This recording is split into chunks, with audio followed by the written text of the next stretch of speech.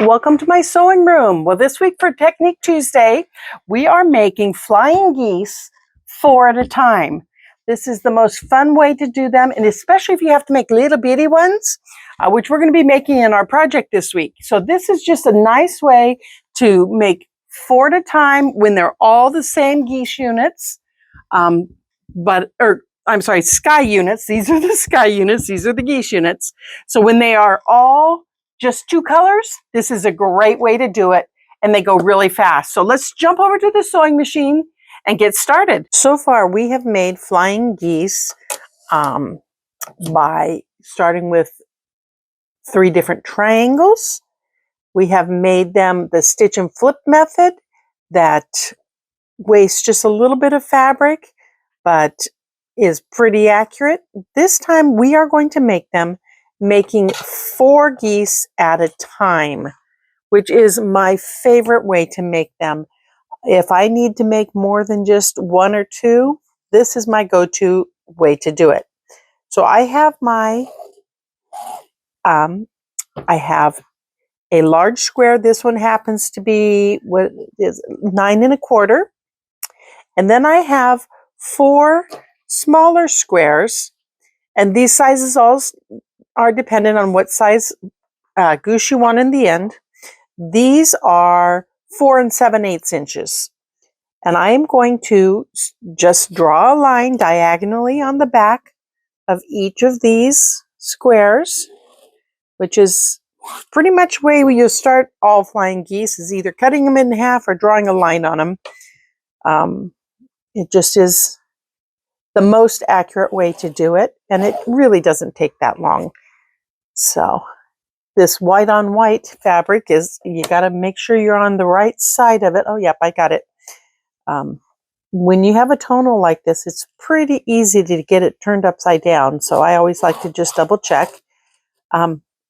As most of the time when I'm doing something on the back of the piece, I'm using my heat erase marker just because it's so easy. Okay, so we have those all 4 done. I'm going to start by putting 1 square in the bottom corner here. And I always like to put this one on first, because when I put this one on, I want it to overlap right here. If it doesn't overlap as you're sewing up to it, it can flip that little square up. So I always just like to overlap them. I've got my machine set up with my 1/4 inch foot. I do have on the one with the guide right now. You can take that off and put on your 1/4 inch without a guide, or just any foot where you can monitor your 1/4 inch, because you want to sew a 1/4 inch to the left-hand side of that line, just like this. Now, if you didn't have an accurate 1/4 inch foot, when you draw these lines, you can draw 2 more, a 1/4 inch on each side. Use your ruler to add that extra 1/4 inch so that you're real accurate. Okay, and see how that just went right up over that edge? It didn't flip this over. Let me come in a little bit closer and see if we can get a better look at that. Well, did I go the wrong way? I did. I went the wrong way. Let's come there. Oh, wow, that's good. Let's come down just a little bit, get you where we need to be. Oh my goodness. Someday I'm going to get this camera stuff really figured out, but today's not that day apparently. Okay. Now you can see I'm just going to the outside of that line, a 1/4 inch. You do want to be very accurate, so that, because flying geese are a little bit harder to trim up. Is it possible? Yes, but it's a little bit harder. So I did that side. Now I'm going to turn it around and I'm going to do this side.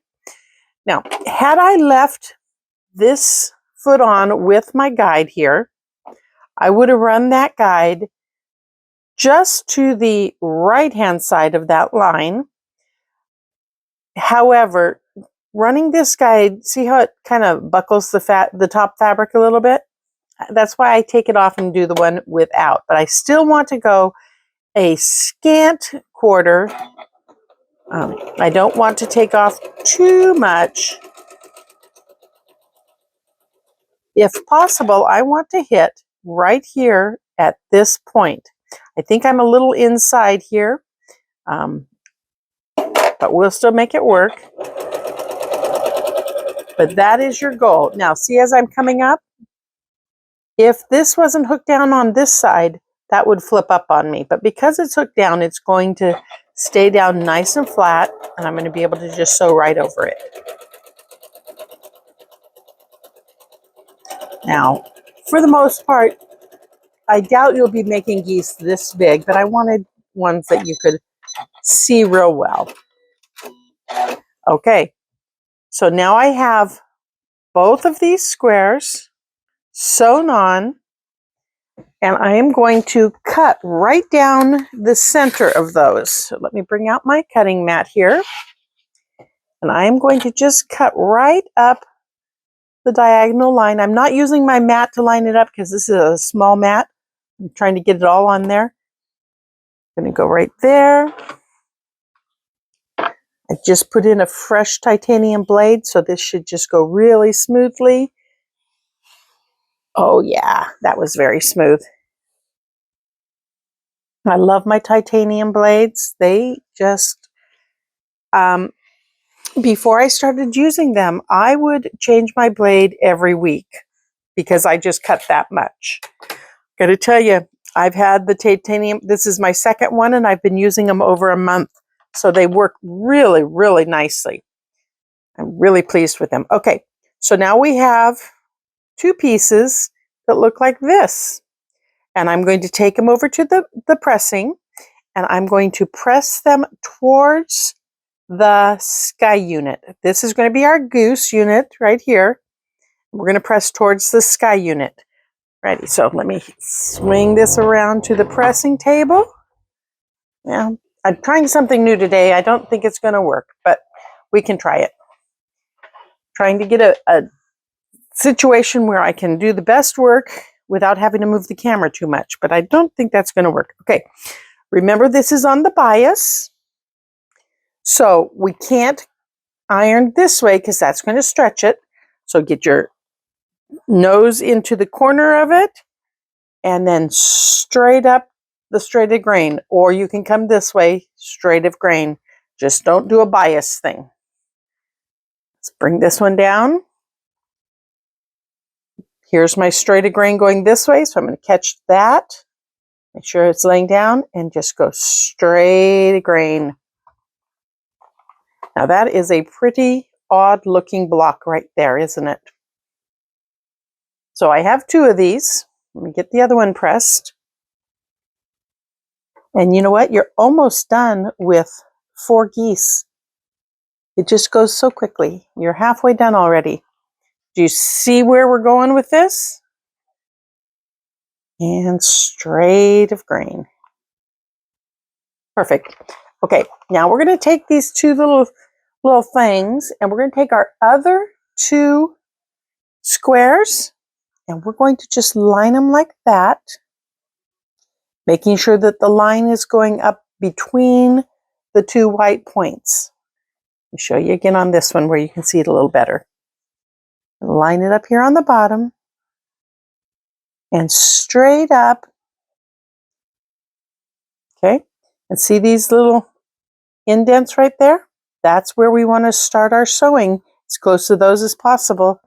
So 1/4 inch on each side of these lines. One more time. So let me move us back to the machine. There we go.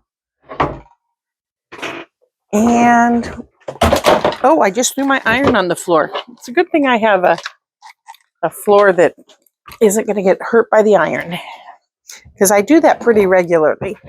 I don't know why that is, but I do it. Okay, well, that didn't work really well to just move that thing. Now my chair's not in the right place. I'm going to have to realign myself. But, you know, we'll get it figured out. I'll finally figure out the best camera angles at some point here. Okay, so 1/4 of an inch.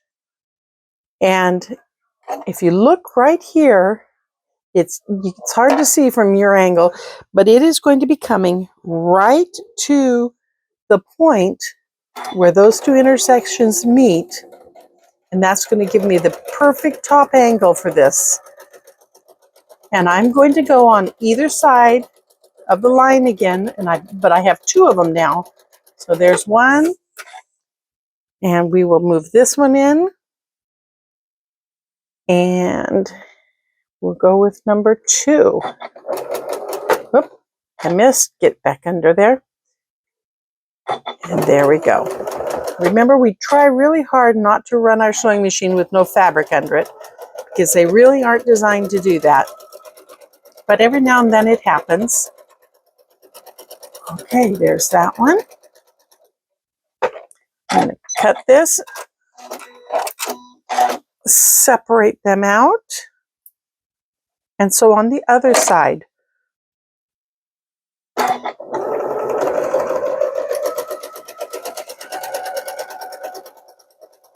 Look at there. So now, by that seam, I have 2 geese done. This one is going to give me 2 more geese all done, tucking it underneath so I can start without it catching. And there we go.